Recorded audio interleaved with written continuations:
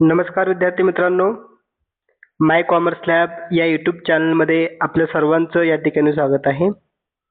विद्यार्थी मित्रांनो, आज आपण या व्हिडिओमध्ये सोलापूर विद्यापीठाच्या BCom first year semester first principles of marketing या विषयाच्या मागील वर्षाच्या प्रश्नपत्रिकेचे विश्लेषण करणार आहे. ही जी प्रश्नपत्रिका आहे ऑक्टोबर नोव्हेंबर 2025 या सत्रातील ही प्रश्नपत्रिका आहे. बघा, या ठिकाणी तुम्ही तारीख बघू शकता. 6 नोव्हेंबर 2025 रोजी झालेली ही प्रश्नपत्रिका आहे. एकूण 30 मार्काची ही प्रश्नपत्रिका आहे. विद्यार्थी मित्रांनो, मागील वर्षाच्या प्रश्नपत्रिकेचा अभ्यास करणं का महत्त्वाचं आहे मी तुम्हाला थोडक्यात सांगतो. येणाऱ्या परीक्षेमध्ये प्रश्न कशा प्रकारचे असतात, अभ्यास कसा करावा, कोणत्या टॉपिकवर जास्त भर दिला जातो, IMP क्वेश्चन कोणते असतील हे आपल्याला सहज समजतं. आणि त्याच उद्देशाने आजच्या व्हिडिओमध्ये आपण मागील वर्षाच्या प्रश्नपत्रिकेचं विश्लेषण अगदी थोडक्यात बघणार आहे. बघा, यामध्ये पहिला प्रश्न पहिला अ, योग्य पर्याय निवडा.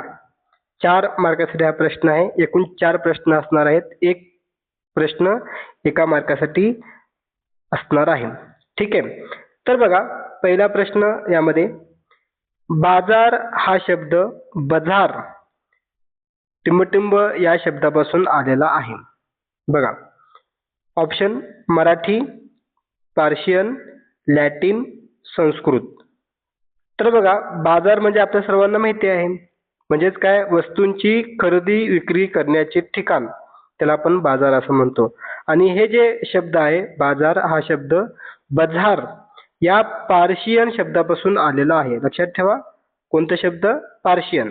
बाजार हा शब्द पार्शियन पासून आलेला आहे.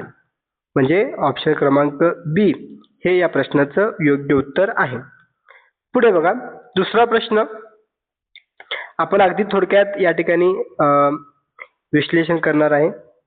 दुसरा जो प्रश्न आहे बघा, टिंबटिंब बाजारपेठेतील बहुतेक व्यवहार रोख व्यवहारात म्हणजे रोख व्यवहार असतात.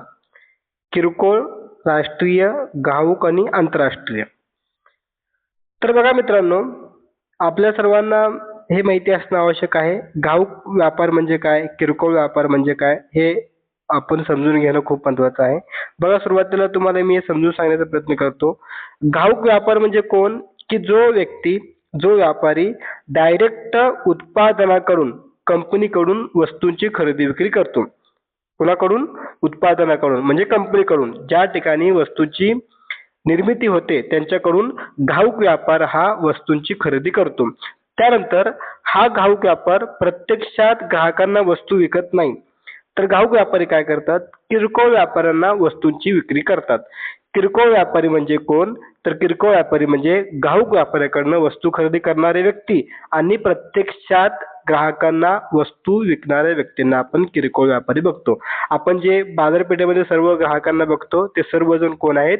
किरकोळ व्यापारी आहेत. म्हणजे आपण किरकोळ व्यापाऱ्याकडनं वस्तू खरेदी करत असतो. म्हणजे किरकोळ व्यापाऱ्यांचा संबंध हा अंतिम आणि थेट ग्राहकांना ते वस्तू विकत असतात आणि त्यांना वस्तू विकत असल्यामुळे ते वस्तू पैसे घेऊन त्या वस्तूंची विक्री करतात. म्हणजेच काय, रोख व्यवहार कुठे चालतं? तर या किरकोळ बाजारपेठामध्ये. किरकोळ बाजारपेठ हे या प्रश्नाचं बरोबर उत्तर आहे. राष्ट्रीय बाजारपेठ, आंतरराष्ट्रीय बाजारपेठ आपल्याला माहिती असणं आवश्यक आहे. ठीक आहे. आंतरराष्ट्रीय मध्ये आयात निर्यातचा समावेश होतो. पुढे बघा, प्रश्न तिसरा, विक्री घडून येण्यासाठी विक्रेता व संभाव्य ग्राहक यांच्यात समोरासमोर साधलेला तोंडी संवाद म्हणजे टिंबटिंब विक्री होय. अवैयक्तिक, वैयक्तिक, अप्रत्यक्ष आणि टपाल. तर बघा, आपल्याला काय सांगितलंय की विक्रेता आणि संभाव्य ग्राहक यांच्यात समोरासमोर साधलेला तोंडी संवाद म्हणलाय. टपाल ऑटोमॅटिक कट होईल, अवैयक्तिक कट होईल, अप्रत्यक्ष कट होईल, राहिलं काय? वैयक्तिक. वैयक्तिक विक्रीमध्ये काय केला जातो? विक्रेता हा प्रत्यक्ष ग्राहकांना भेटून आपल्या वस्तूबद्दल त्यांना माहिती सांगतो. जास्तीत जास्त माहिती सांगून त्या वस्तूबद्दल त्या ग्राहकांच्या मनामध्ये विश्वास निर्माण करतो आणि त्यामुळे ग्राहक काय करतात? वस्तू खरेदी करतात. ह्याला आपण काय म्हणतो? वैयक्तिक विक्री असं म्हणतो. ऑप्शन क्रमांक बी हे प्रश्नाचं योग्य उत्तर आहे. पुढे बघा, चौथा प्रश्न, कार्यक्षम टिंबटिंब व्यवस्थेमुळे वस्तू व सेवांचा नियमित व सतत पुरवठा करणे शक्य होते. विक्रय कला, वितरण, वृद्धी आणि जाहिरात. बघा आता यामध्ये कार्यक्षम वितरण व्यवस्थेमुळे, आपण त्याला काय म्हणू, वितरण व्यवस्थेमुळे काय होतं, वस्तू व सेवांचा नियमित व सतत पुरवठा करणे शक्य होते. का बरं असं, की बघा उत्पादनाची साखळी जेवढी अधिक सक्षम असते तेवढ्या वेगाने जास्त वस्तू उत्पादकाकडून ग्राहकापर्यंत पोहोचतात, ज्यामुळे बाजारामध्ये पुरवठा हा सुरळीत चालतो. वितरण मार्ग हा खूप महत्वाचा आहे. वितरणामध्ये वस्तूंचं उत्पादकाकडून म्हणजे कंपनी पासून ते वस्तू बाजारपेठेपर्यंत किंवा ग्राहकापर्यंत पोहोचवण्याचं काम या वितरण मार्गामध्ये येतो.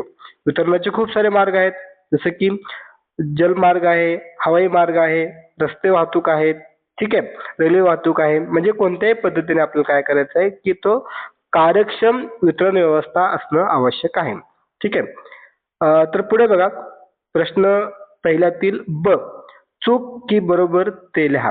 2 प्रश्न आहेत, 2 मार्कासाठी हा प्रश्न असणार आहे. तर बघा पहिलं काय सांगितलंय, ह्यातला पहिला प्रश्न, विक्री ही विपणनापेक्षा वेगळी संकल्पना आहे. हो, 100% हे वाक्य बरोबर आहे. विक्री आणि विपणन ही दोन्ही संकल्पना वेगळ्या आहेत. का वेगळ्या आहेत? विक्रीमध्ये फक्त वस्तूंची विक्री केली जाते. विपणनामध्ये मात्र, विपणनमध्ये बघा वस्तू उत्पादन केल्यापासून ते वस्तू ग्राहकापर्यंत पोहोचवण्याचं काम ह्या विपणनामध्ये होतं व त्याचबरोबर वस्तू विकल्यानंतर पुढे विक्रीनंतरची सेवा हे देखील विपणनामध्ये समावेश आहे. मग त्याचबरोबर याच्यामध्ये बाजारपेठ संशोधन, उत्पादनाचा विकास, किंमत निश्चिती, विक्रीनंतरची सेवा ह्या सर्वांचा समावेश होतो. म्हणून ही दोन्ही संकल्पना काय आहेत, वेगवेगळ्या आहेत. विक्री ही विपणनापेक्षा वेगळी संकल्पना आहे. ठीक आहे, हे वाक्य बरोबर आहे. दुसरा बघा, ग्राहकांना वस्तू व सेवांची उपलब्धता उपभोग्य स्थळापर्यंत करून देण्याचे कार्य म्हणजे प्रसिद्धी होय. हे वाक्य चुकीचं आहे. का चुकीचं आहे? तर वस्तू ग्राहकापर्यंत पोहोचवण्याच्या कार्याला आपण काय म्हणतो, वितरण म्हणतो. आता आपण वर बघितलं, ठीक आहे. म्हणजे वस्तू ग्राहकापर्यंत पोहोचवण्याचे जे काम आहे ते वितरण मार्गाचं आहे. तर प्रसिद्धी म्हणजे काय? मग प्रसिद्धी म्हणजे आपल्या वस्तूबद्दल लोकांमध्ये जागरूकता निर्माण करणे, ह्याला आपण प्रसिद्धी असं म्हणतो. म्हणजे आपल्या वस्तूबद्दल लोकांना माहिती देणे, आपल्या वस्तूबद्दल लोकांना विश्वास निर्माण करणे, ह्याला आपण काय म्हणतो, प्रसिद्धी असं म्हणतो. थोडक्यात त्याला आपण जाहिरात म्हणू शकतो. ठीक आहे. प्रसिद्धी म्हणजे वस्तूबद्दल जागरूकता निर्माण करण्याची प्रक्रिया. ठीक आहे, म्हणून हे वाक्य चुकीचं आहे. आपण आणखी काय प्रश्न बघूयात जेणेकरून तुम्हाला पेपर दृष्टिकोनातून प्रश्न कशा प्रकारचे असतील ते लक्षात येईल. प्रश्न दुसरा आहे, 6 मार्काला प्रश्न आहे, 3 मार्कासाठी एक प्रश्न असणार आहे. ठीक आहे. तर बघा पहिला आहे बाजारपेठेचा अर्थ. मगाशी सांगितल्याप्रमाणे ज्या ठिकाणी वस्तूंची खरेदी विक्री करण्याचं ठिकाण म्हणजे वस्तूची खरेदी विक्री करण्याचं ठिकाण म्हणजे काय, बाजारपेठ. हेच आपल्याला व्यवस्थित लिहायचं आहे. ठीक आहे. म्हणजे संकल्पना, अर्थ, व्याख्या अशा पद्धतीने तुम्ही या ठिकाणी लिहू शकता. पुढे बघा बाजारपेठ विभाजनाची संकल्पना. आता बाजारपेठ विभाजन कसं होतो ते तुम्हाला संकल्पना लिहायचं आहे. खूप सारे संकल्पना आहेत, त्यातील तुम्हाला लिहायचं आहे. भौगोलिक विभागानुसार विभाजन होते, लिंगभेदानुसार, ठीक आहे, वयोमानानुसार, उत्पन्न गटानुसार. तर आपण थोडक्यात बघणार आहे, आपण उत्तर बघणार नाही. फक्त थोडक्यात प्रश्न कशा प्रकारचे असतील हे तुम्हाला लक्षात यावं त्या उद्देशाने आपण यावर चर्चा करणार आहे. तर बघा प्रश्न तिसरा आहे, खालील प्रश्नाचं उत्तर लिहा. 6 मार्कासाठी एक प्रश्न आहे, कोणताही या ठिकाणी ऑप्शन नाहीये. वितरण मार्गाचे प्रकार. बघा मगाशीच तुम्हाला सांगितलं मी कोणकोणते मार्ग आहेत, वितरण मार्ग. ठीक आहे. वितरण मार्गाचे प्रकार तुम्ही या ठिकाणी लिहू शकता. त्यानंतर विपणनाचे महत्व. खालील प्रश्नाचे उत्तर द्या, कोणतंही एक 6 मार्कासाठी असणार आहे. विपणनाचे महत्व स्पष्ट करा किंवा वस्तूंचे प्रकार स्पष्ट करा. त्यानंतर वस्तूंचे प्रकार तर खूप सोपा प्रश्न आहे, जसं की औद्योगिक वस्तू, लाकडी वस्तू, ठीक आहे, कापडी वस्तू, लोखंडी वस्तू तुम्ही म्हणू शकता, काचेच्या वस्तू. वस्तूंचे प्रकार जे काही आपल्याला आपल्या आजूबाजूला दिसतं वस्तू, सर्व वस्तूचे प्रकार आहेत. ठीक आहे. पुस्तकातीलच यायला पाहिजे असं काय नाहीये. जनरली तुम्हाला ज्या ज्या वस्तूंमध्ये प्रकार दिसतात ते तुम्ही लिहू शकता, वस्तूंचे प्रकार. त्यानंतर खालील प्रश्नाचे उत्तर द्या. कोणताही एक 6 मार्कासाठी प्रश्न आहे. हे देखील बाजारपेठ विभाजनाचे आधार स्पष्ट करा. काय आधार असणार आहेत? उदाहरणार्थ उत्पन्न, उत्पन्नानुसार बाजारपेठ. लिंग म्हणजे पुरुष महिला, ठीक आहे. वयोगट, लहान मुलांसाठी बाजारपेठ, वयोवृद्धांसाठी बाजारपेठ किंवा तुम्ही असं म्हणू शकता फळांचा बाजार, जनावरांचा बाजार, ठीक आहे. किंवा उदाहरणार्थ कापड बाजार, असे बाजार असतात. ते तुम्ही आधार या ठिकाणी सांगू शकता. त्यानंतर पुढे बघा, वस्तू आणि सेवेच्या किमतीवर परिणाम करणारे घटक. वस्तू आणि सेवाच्या किमतीवर परिणाम करणारे घटक कोणकोणते तुम्ही या ठिकाणी सांगू शकता. उदाहरणार्थ उत्पन्न आहे. जास्त उत्पन्न असेल तर वस्तू पण जास्त खरेदी करतो.